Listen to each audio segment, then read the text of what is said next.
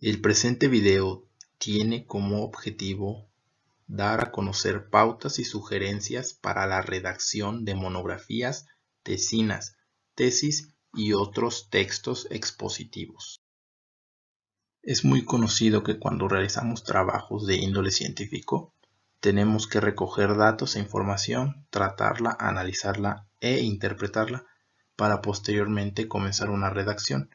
Pero antes de hacer la redacción hay dos puntos que tenemos que tener en cuenta y son importantes. Debemos hacer una pequeña reflexión para transformar los datos y la información en conocimiento y este conocimiento relacionarlo con el tema de nuestro trabajo.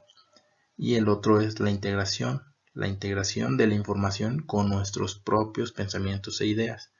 Una vez que tengamos estos dos puntos cubiertos, podemos pasar a redactar un informe que en sí es la culminación de cualquier trabajo. Redactar nos va a permitir aprovechar la información, utilizarla y ampliarla e incluso de esta derivar a otro tipo de trabajos o más productos de ella.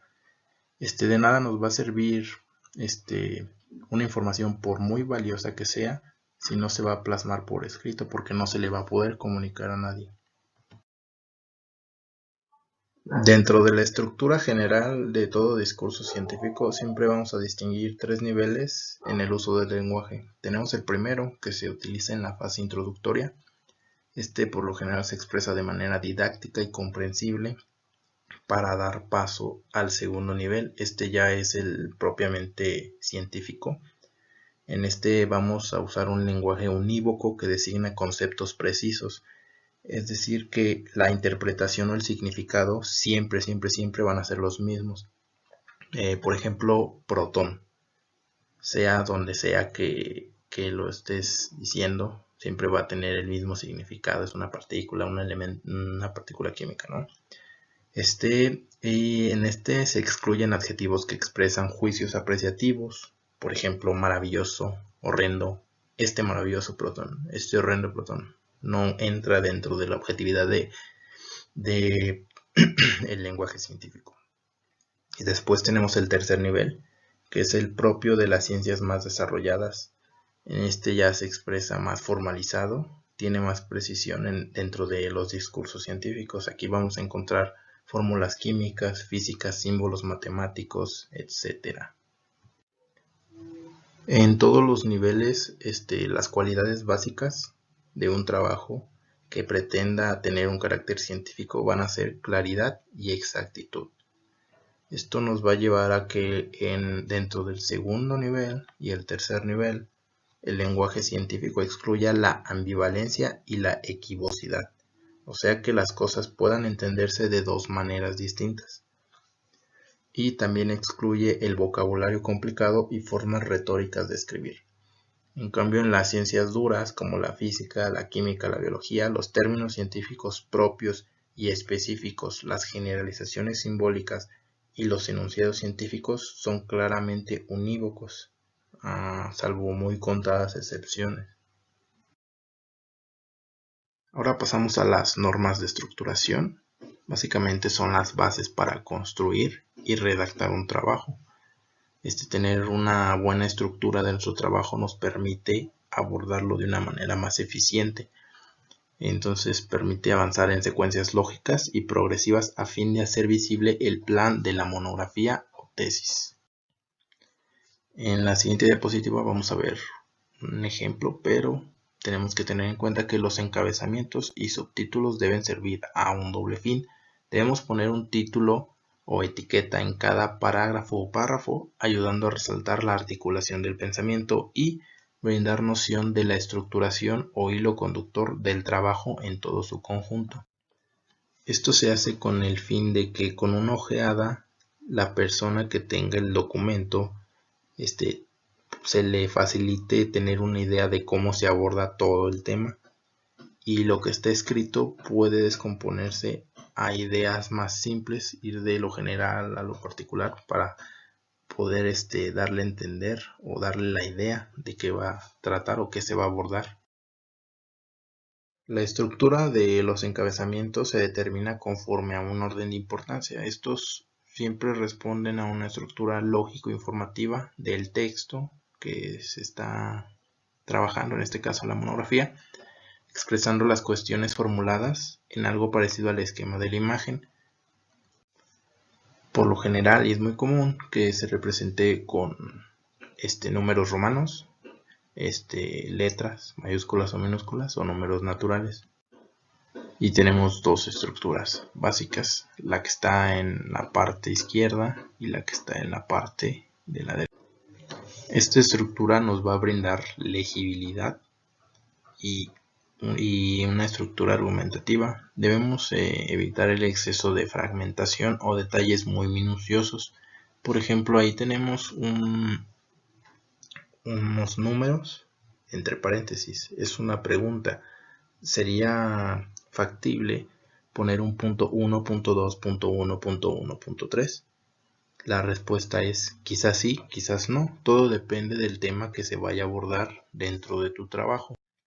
Por ejemplo, si esto es muy básico, tomamos animales. Punto 1, animales. Punto 1, mamíferos. 1.2, anfibios. 1.3, reptiles, no sé. 1.1.1, ¿qué mamíferos? No, pues perros. 1.1.2, gatos. 1.1.3, yo que sé, cualquiera que otro se te ocurra. Dentro de los perros sabemos que hay razas, entonces ahí va a derivar a más puntos, 1.1.1.2, 1.1.1.3 y así sucesivamente. Entonces esto depende mucho del tema que tú quieras abordar. Algunas veces estos detalles minuciosos son importantes y otras veces no.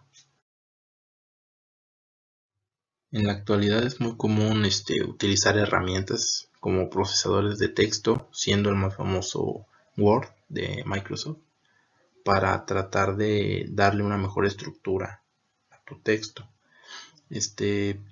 El procesador de texto nos va a permitir muchas opciones de diagramación y variedad de tipos de letras y cuerpos del mismo tipo de letra, mayúsculas, minúsculas, versalitas, blancas, negrillas, bastardillas o cursivas, etc. También nos ofrece la distribución clásica, la que vimos anteriormente, donde están las letras, números arábigos y romanos, y nos facilita el acceso visual. También le da cierto estilo moderno a todo lo que los datos que ingresemos para formar la estructura. Y en general tenemos que hacer una revisión final para enlazar y articular adecuadamente los diferentes temas que se componen de capítulos y los capítulos que componen a la obra total. Esto para constatar que la distribución de los subtítulos sea correcta. La estructuración también va a depender del tema tratado. Puede ir de lo general a lo particular o al revés, de antecedente a consecuente, seguir una secuencia temporal o geográfica, etc. En sí todo esto que hemos visto es un convencionalismo internacional, no quiere decir que se deba seguir al pie de la letra, a menos de que institucionalmente te lo estén pidiendo así. Y en la parte derecha tenemos una imagen. Esto es a manera de ejercicio que puedes hacer para mejorar la estructuración de la información que quieras implementar en un texto, ¿no? Vas a un libro, cualquiera que tengas, y te pones a revisar el índice y te haces las siguientes preguntas. ¿Qué criterios siguen las subdivisiones? ¿Son equilibradas o algunas son muy largas o muy cortas? ¿El orden es el mejor posible? Y tú, para cambiar a esto ¿qué alternativas usarías? Todo esto te da pauta a mejorar un poco las habilidades de estructuración. Otro punto a tener en cuenta es la escritura. Escribir es una capacidad necesaria y básica para expresar lo que hemos estudiado, pero está muy limitada por imprecisión. Cuando nosotros escribimos sobre un aspecto de la realidad, es lo que nosotros decimos de ella, la forma en que nosotros lo observamos, pero no quiere decir que sea lo real. Entonces no basta con aprender a ordenar información y datos, necesitamos saber expresarlos junto con nuestras ideas propias, y ahí es donde entra la escritura. Para comenzar a escribir, tenemos que tener una idea base. Desde que iniciamos la redacción de los resultados de investigación, Debemos pensar en el trabajo de redacción como un proceso en donde tenemos muchas fases o versiones. Aquí podemos ver en la figura, tenemos una versión 1, una versión 1.2 y una versión 2. La versión 1 va a ser un esquema preliminar, es el esqueleto de nuestro trabajo. Lo que tienes que presentar aquí es los datos e información que has recogido, ideas propias que surgen basadas en el trabajo empírico, y debes hacer tu reflexión teórica. Esto es un poco más personal, es tu base para empezar a modificar. Como vemos ahí, versión 1.2, vamos a hacer reajustes y reformulaciones. Entonces vamos a sacar muchas aproximaciones sucesivas, 1.2, 1.3, 1.4, 1.1.1, 1.1.2, etcétera, etcétera, hasta que llegamos a la versión 2, el resultado final. En cómo decirlo, ya tenemos todo nuestro esqueleto lleno de músculos, arterias, nervios. Ahora, ¿cómo lo vamos a decir? Y es donde entra el estilo del texto. Vamos a ponerle piel a nuestro texto. Esto de la redacción es importante porque no es una acción mecánica. Cuando nosotros escribimos, comprendemos mejor lo que sabemos y lo que queremos transmitir. No simplemente vamos a plasmar nuestras ideas en papel. Es un proceso que requiere creatividad. Entonces, cuando vamos a redactar nos vamos a enfrentar a algunas dificultades, como que por lo general se estudia mucho gramática y se lee relativamente poco. Esto nos va a llevar a que la persona que esté redactando sea gramaticalizada.